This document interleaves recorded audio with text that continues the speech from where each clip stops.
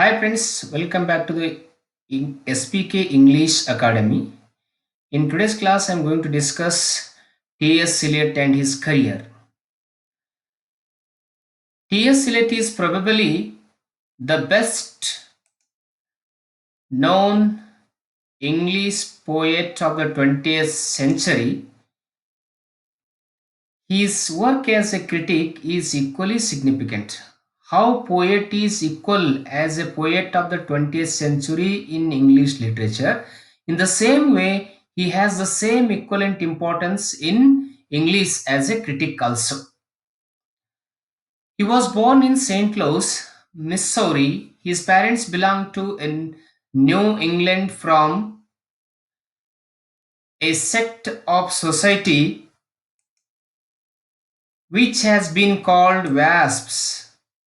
Here, WASP means White Anglo-Saxon Protestant, that is part of society which colonized the eastern coast of America. T.S. Eliot was one of the most important poets and dramatists and critics of the 20th century. In 1914, he joined Morton College, Oxford. He settled in London and became a member of the Anglican Church and a British citizen in 1927. Preparing to renounce his American heritage. In 1922, he founded the Criterion, a cultural quarterly, and in 1924 he published Homage to John Dryden, which contained the studies of metaphysical poets. See, 1922, T.S. Eliot founded his own cultural quarterly, and in 1924 he published Homage to John Dryden. This Homage to John Dryden work contained the studies of metaphysical poets. You know, metaphysical poets are a very important group of poets in history of English literature. In 1928, he brought forth for Lancelot Andrews, an essay on style and order in which he announced himself to be classicist in literature, royalist in politics, and Anglo-Saxon, Anglo-Catholic in religion. See, 1 second, I am remembering you. Huh? In 1928, he brought forth for Lancelot Andrews. It is an essay on style and order. In this essay, T.S. Eliot himself called classicist in literature, royalist in politics, and Anglo Catholic in religion. Be careful about this statement because this was asked in previous question paper. And we have to look at the works of T.S. Eliot, both works of T.S. Eliot as a critic and poet also. Now, just we have to look only what are the critical works of T.S. Eliot. The first work is The Sacred Wood, which was published in 1920, containing seminal essays like Tradition and Individual Talent. So, tradition and individual talent. We know that tradition and individual talent and Hamlet, these two are the great and also the most important essays of T.S. Eliot. So, these two essays play a vital role in English literary theory. Number two, the use of poetry and the use of criticism, which was published in 1933. Number three, the idea of a Christian society, 1939. Fourth, notes towards the definition of culture, 1949. Fifth, on poetry and poets, 1957. And the sixth is tradition and individual talent, poetry and drama, functions of criticism, The English metaphysical poets, the frontiers of English criticism, are among his more popular essays in literary criticism. See, once again, I'm repeating: tradition and individual talent, poetry and drama, functions of criticism, the English metaphysical poets, the frontiers of criticism. These are very important critical works or critical essays of T.S. Eliot. He was awarded the Nobel Prize for Literature in 1948. To criticize the critic is a lecture delivered at Leeds University in 1961. He was greatly influenced by Ezra Pound, who edited his poem Wasteland. See, the poem Wasteland is edited by Ezra Pound and Irving Babbitt, the teacher of Eliot, who had introduced him to the philosophy of humanism and the Times Literary Supplement and the Egoist. Eliot declared that the poet critic is criticizing poetry in order to create poetry. Criticism is not an autolytic activity of criticism is the elucidation of works of art and the correction of taste. See, elucidation of works means appreciating, praising the works of the others. So, this is the main important function of the criticism. But criticism is not an autolytic activity. This is not individual activity. So, the function of criticism to appreciate, to praise others' works. So, that is the function of criticism according to T.S. Eliot. Criticism is marked by the cooperative labor. Here, T.S. Eliot says criticism is a cooperative labor.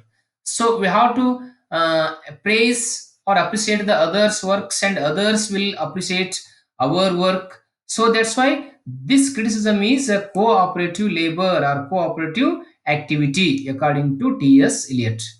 The critic should endeavor to discipline his personal prejudices and cranks and compare his differences with as many of his fellows as possible in the common pursuit of true judgment. Here, T.S. Eliot says that criticism is a cooperative labor. Here, a critic should endeavor to discipline his own personal prejudices first, and also he has to compare his differences, what differences a particular critic has in his mind. He has to compare those differences with the other critics. So this is the function of criticism according to T.S. Eliot. See, T.S. Eliot had introduced many concepts to English literary theory. The first one is the objective correlative. See, this objective correlative is very important concept introduced by T.S. Eliot in literary theory. This phrase was first used by T.S. Eliot in his essay on Hamlet. See, on Hamlet is a essay written by T.S. Eliot. In this essay, that objective correlative phrase is first time used by Eliot. The praise has got such a wide popularity. According to Eliot, emotion can be expressed in poetry through the use of some suitable objective correlative. He himself defines objective correlative as a set of objects, a situation, a chain of external facts is given. The emotions is at once evoked. Here, that T.S. Eliot said here, there must be a correlation, there must be a relation between the object and the emotions express. He in this way he expressed that.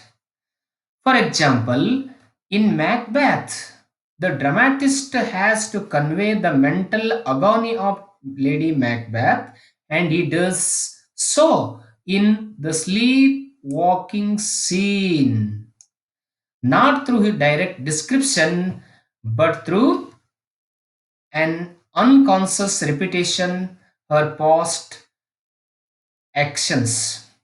Her mental agony has been made the objective so that it can as well as be seen by the eyes of as far as felt by the heart.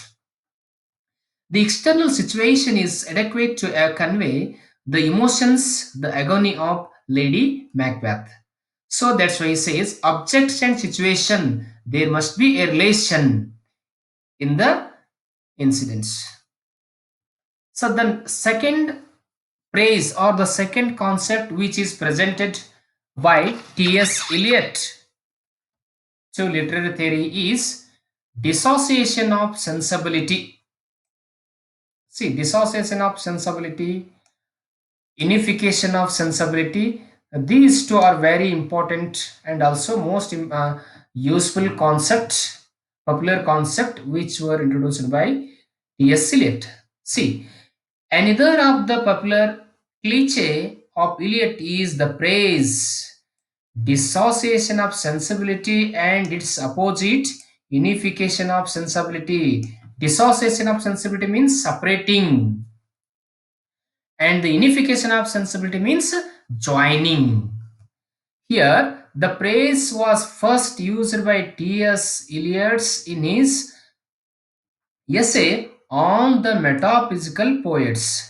Here, you have to careful about this. The question was asked on this praise, dissociation of sensibility. This phrase is first used by T.S. Eliot in his famous critical essay that is Metaphysical Poets of the 17th century. By unification of sensibility, T.S. Eliot means a fusion or a mix of thought and feelings. Here, by using this concept, T.S. Eliot said that unification of sensibility means a fusion or mixing of thought and feelings, a recreation of thought into feelings, a direct sensus apprehensive of thought. Such fusion of thought and feeling is essential for good poetry. So he said, if you want to compose good poetry, if you want to write good poetry, we should have to make fusion of thought and feelings. We should make a recreation of thought into feeling, a direct sensus apprehensive of thought. Then that poetry will become good, otherwise, no use. He says that unification of sensibility plays very important role in composing or producing good poetry. Bad poetry results when there is dissociation of sensibility. See, if there is dissociation of sensibility, if there is no fusion of thought and feeling, if there is no recreation of thought into feeling, or if there is no a direct sensus apprehensive of thought, so that kind of poetry becomes bad poetry. It means it is the result of dissociation of sensibility. There is no any mix or fusion of the thought and feeling. It becomes bad poetry. So that is, the poet is unable to feel his thoughts. Eliot finds such unification of sensibility in the metaphysical poets and regrets that a dissociation of sensibility set in the 17th century, there was a split between thought and feeling. Eliot's classicism is also seen in his theory of impersonality of poetry. He says that Poetry is a turning point, turning loose of emotion. See, Eliot says about poetry, poetry is not a turning loose of emotion, but an escape from emotion. It is not the expression of personality. Poetry is not the expression of personality, but he says it is an escape from personality. It is an expression of the emotions of the artist, for there is difference between the man who suffers and who creates. For him, emotion of art is impersonal, and the artist can achieve this impersonality only by cultivating the historical sense, by being conscious of the tradition. So here, the poet that T.S. Eliot critic says that poetry is not turning loose of emotion. So that poetry is an escape from emotion, and also poetry is not expression of personality. Instead of that, poetry is escape from personality. So the most important concept given by or introduced by T.S. Eliot to literary theory is tradition. Tradition is very important. See, Eliot's classicism is further seen in his emphasis on tradition, authority, and the impersonality of poetry. He writes about tradition. It is not that is not solely or even primarily the maintenance of certain dogmatic beliefs. These beliefs have come to take their living form in the course of formation of the tradition.